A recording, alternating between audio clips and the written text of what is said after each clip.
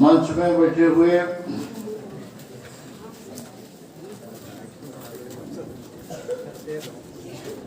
मोहित लाल जमातिया, मान्यवर सभापति president Baba Goria mission, Vipra Kumar Jamatia, honourable Okhra Manindra Mohan Jamatia, honourable Okhra Ram Pada Jamatia, chairman ST corporation and MLA, Padam Lila Jamatia ओखरा,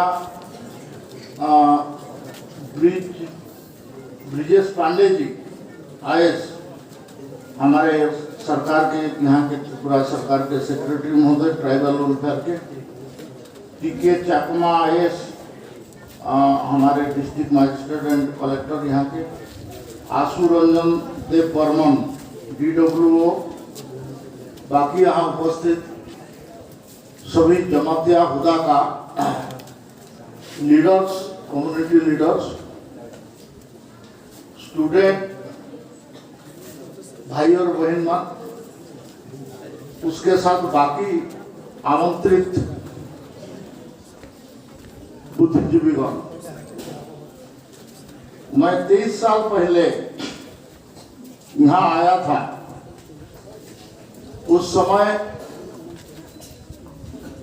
इस इलाका में आने के लिए बहुत कठिन लगता था। इंसर्जेंसी ऐसा था, कहीं भी किसी को अटैक हो जाए,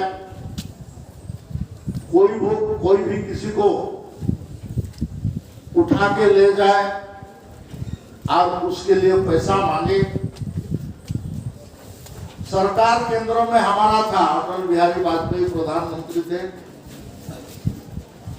आडवाणी जी होम मिनिस्टर थे। पहला करके मैं जनजाति कार्य मंत्री, मिनिस्टर फॉर ट्राइबल अफेयर्स, ये विभाग नया गठन करके मेरे को दिया गया था। यहाँ हमारा आरएसएस का संघ का 3 प्रचारक जो कि देश के लिए काम करने के लिए घर परिवार छोड़ के निकले थे, उनका एडॉप्शन हो गया, उनको उठा के ले गए। इंसर्जेंसी ग्रुप का मांग था कि 20 करोड़ रुपया हमको दो, हम छोड़ देंगे, लेकिन हमने बोला कि हम 1 पैसा नहीं देंगे। हम इंसर्जेंसी अंडरग्राउंड वाले के पास हम कभी भी सरेंडर नहीं करते, हम उनके साथ लड़ते हैं, तो इसलिए हम जान देंगे, लेकिन अपना जो ईमान है, अपना जो लक्ष्य है, हमने जिसको प्रॉमिस करके घर से निकले हैं, उसके लिए हम कॉम्प्रोमाइज नहीं करेंगे, नहीं पैसा देंगे। तो तीनों प्रचारकों को हमारा सरकार रहते हुए मार दिया गया। आडवाणी जी बहुत दुखी हुए।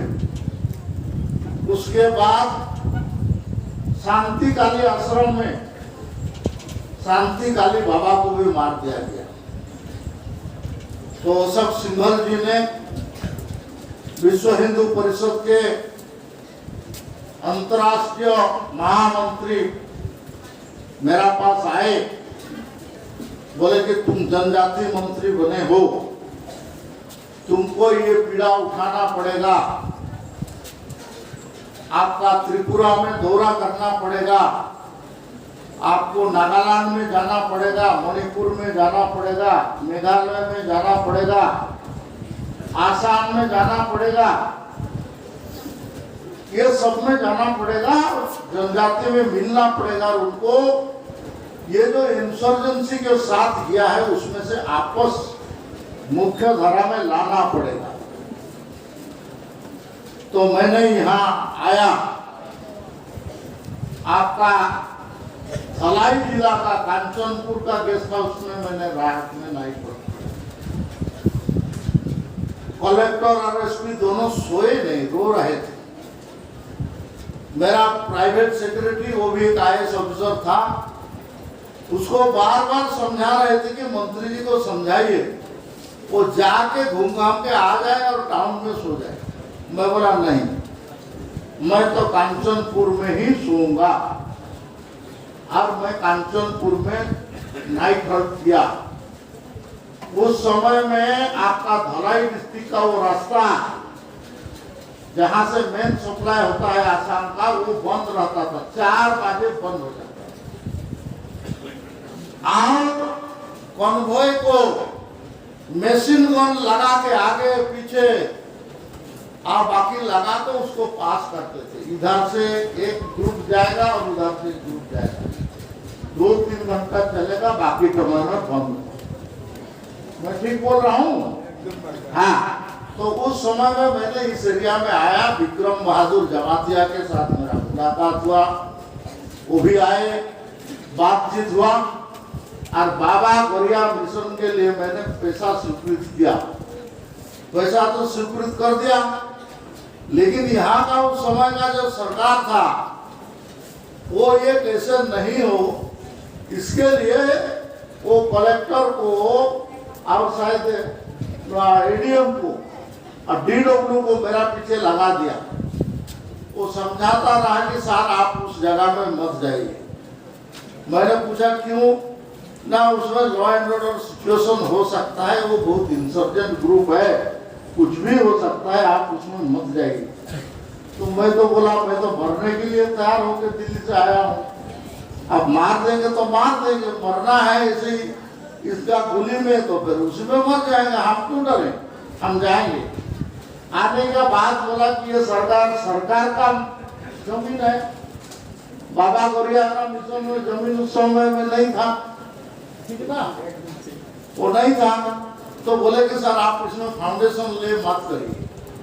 तो मैं बोला तुम सरकारी ऑफिसर हो, मैं भारत सरकार का मंत्री हूँ, और ये जमीन भी सरकार का है, पैसा भी सरकार का है, तो तकलीफ कहाँ है?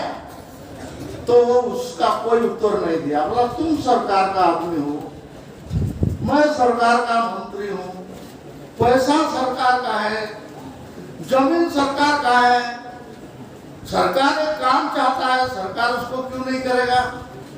तो उसने फिर राजी हुआ, और जिस फाउंडेशन को मैंने देखने आ गया था, उस फाउंडेशन को मैंने उसमें ले गया और पैसा मंजूर करके दिया, और वो धीरे धीरे काम करके आज इतना बड़ा एक छोटा सा मंदिर जैसा हम लोग छोड़ के गए थे, लगाए थे, आज विराट वटवृक्ष, एक बहुत बड़ा बरगद का पेड़ से भी ज्यादा बड़ा होके आप लोग खड़ा है। इसको देख के मैं बहुत खुशी हूँ, भारत सरकार खुशी है।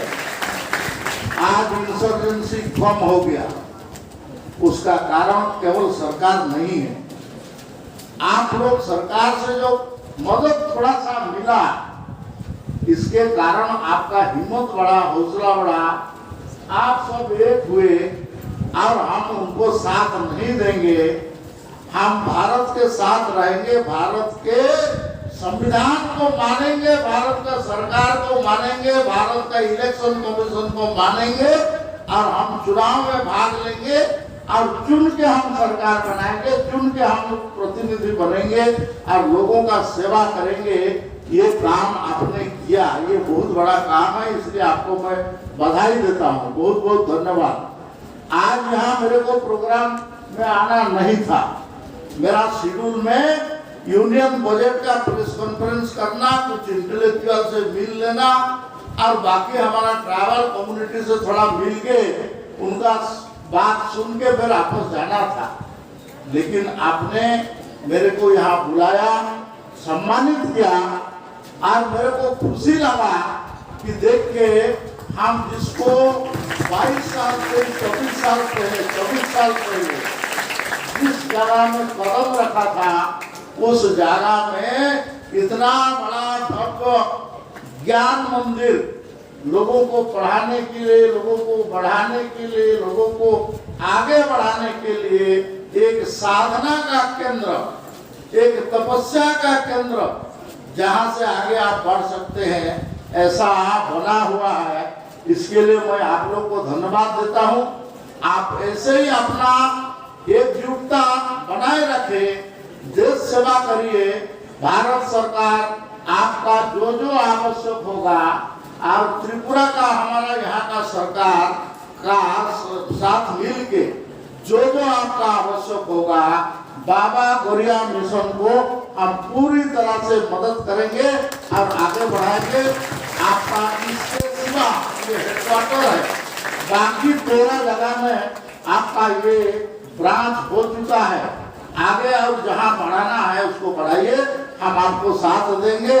समय के कमी के कारण ज्यादा भाषण ना देते हुए आप लोग को पुनः सबको बहुत बहुत धन्यवाद देता हूँ। छोटा छोटा भाई बहन लोग, बाकी सब बड़े बुजुर्ग लोग, कुछ लोग यहाँ से पढ़ के अपना जीवन जीविका, आगे चल के नौकरी, आगे चल के समाज सेवा में बने हुए हैं, राजनीति में बने हुए हैं, उनको बहुत बहुत शुभेच्छा, बहुत बहुत धन्यवाद। वंदे मातरम, भारत माता की जय।